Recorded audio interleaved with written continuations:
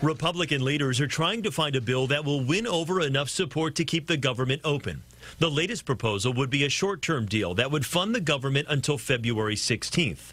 As a sweetener for Democrats, it would reauthorize the Children's Health Insurance Program, or CHIP, for another 6 years. For conservatives, it would delay 3 Affordable Care Act taxes. Good faith negotiations are underway, and to push that aside and try and jeopardize funding for things like S-chip in our military, to me, makes no sense. But the latest proposal is running into some roadblocks. The conservative House Freedom Caucus says its members oppose the plan because it doesn't expand military spending.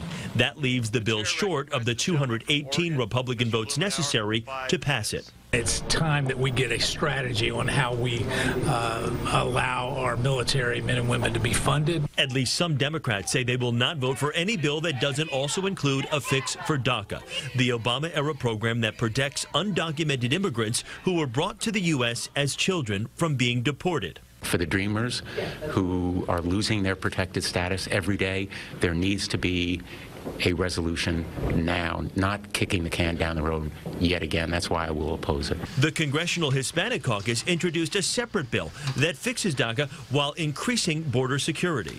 We all agree that we should act immediately to protect dreamers. Also this morning, outgoing Senator Jeff Flake condemned President Trump for labeling the media an enemy of the state, comparing the rhetoric to that of Joseph Stalin. The phrase had been introduced by Stalin for the purpose of, quote, annihilating such individuals, unquote, who disagreed with the supreme leader. This alone should be the source of great shame for us in this body, especially for those of us in the president's party, for they are shameful, repulsive statements.